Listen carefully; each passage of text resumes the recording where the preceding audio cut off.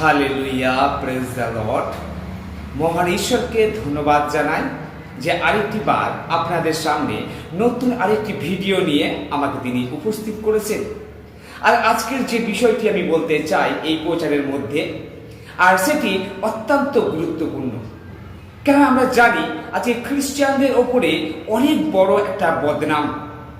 আজকে অন্যান্য সমাজের মানুষ আজকে খ্রিস্টানকে যেভাবে একটা বিচার করে, যেটা যে খ্রিস্টানরা মদ্যপান করে,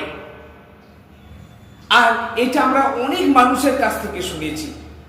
কখন তারা মদ্যপান করে? প্রতিটা মানুষের কাছে একটা ভুল ধারণা রয়েছে যে খ্রিস্টানরা ওয়াইন গ্রহণ করে, অর্থাৎ তারা মদ্যপান করে। এটা কি বাস্তব সত্য কথা? চলুন আজকের এই ভিডিওর মধ্যে আমরা জানবো যে ওয়াইন কথাটা বলা হচ্ছে সেটা কি আদৌ কি মদ? বাইবেল এই বিষয়ে কি বলে? চলুন আজকের এই ভিডিওর মধ্যে একটা কথোপকথনের মধ্যে আজকের এই বিষয়টি আমরা সম্পূর্ণ জানবো। তাই প্রত্যেককে অনুরোধ করি আজকের ভিডিওটি শুরু থেকে শেষ পর্যন্ত দেখার জন্য।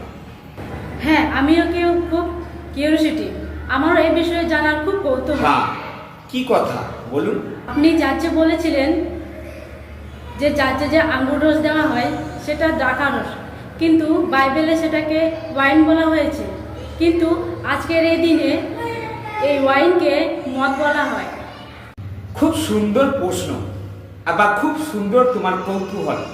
শুধু এটা আপনারই কৌতূহল বা আপনারই প্রশ্ন শুধু তা নয়, এই সমাজে অনেক বড় বড় মানুষরা যারা রয়েছে আর তাদের কাছেও এটা একটা অজানা একটা প্রশ্ন তাদের কাছে রয়ে গেছে, তারাও এটাকে বোঝে না।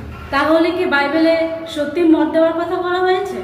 অবশ্যই না, কেননা এখনকার বা এই সময়কার মানুষের কাছে ওয়াইন মানে হলো যে মদ, কিন্তু সেই বাইবেলের সময়ে এই ওয়াইন মানে মদ নয়, এটা আঙুরের একটা রসকে ওয়াইন বলা হয়েছে। ও, তার মানে দ্রাক্ষারসকে মদ বলা হয়েছে? হ্যাঁ, পুরানো যুগের সময়ে এই ওয়াইন কথাটার মানে তাজা আঙুরের রস, যেটাকে আমরা দ্রাক্ষার রস বলে থাকি। কিন্তু এই দ্রাক্ষার রস যখন অনেক দিন হয়ে যায় সেটি পচে গিয়ে আর তখন সেটি মদে পরিণত হয়। কিন্তু এইখানে যে আমরা বাইবেলে যে আমরা ওয়াইনের কথাটি পাই, আর সেটি হলো যে এই তাজা আঙুরের রস, যেটিকে ওয়াইন বলা হয়েছে, যেটিকে দ্রাক্ষা রস বলে আমরা জানি। ও, বাইবেলে যখন ওয়াইন লেখা আছে তাহলে সেটা সবসময় মদ হয় না? হ্যাঁ, অবশ্যই। যদি আমরা বাইবেল থেকে দেখি আর সেইখানে এই বিষয়ে আমরা স্পষ্ট এই কথাটি জানতে পারি। সেখানে বলে, সদাপ্রভু এই কথাই কহেন, দ্রাক্ষা গুচ্ছে ফলের রস দেখিলে লোকে যেমন বলে ইহা বিনষ্ট করিও না, কেননা ইহাতে আশীর্বাদ আছে, তদ্রূপ আমি আপন দাসদের নিমিত্ত করিব, সমুদয়ে বিনাশ করিব না। এইখানে এই ওয়াইন মানে হলো যে গুচ্ছ আঙুরের রস।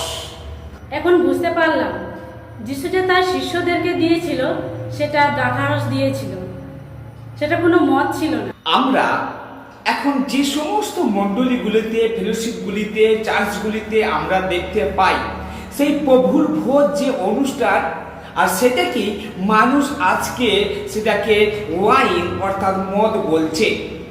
কিন্তু এই যে ওয়াইন, এই যে দ্রাক্ষার রস, যেটা প্রভুর ভোজের অনুষ্ঠানে যেটা বিশ্বাসীরা যেটা পান করে, আর এটি পান করার প্রথম মূলত যে কারণ, আর সেটা হচ্ছে প্রভু যিশুর মৃত্যুকে অনুসরণ করার জন্য।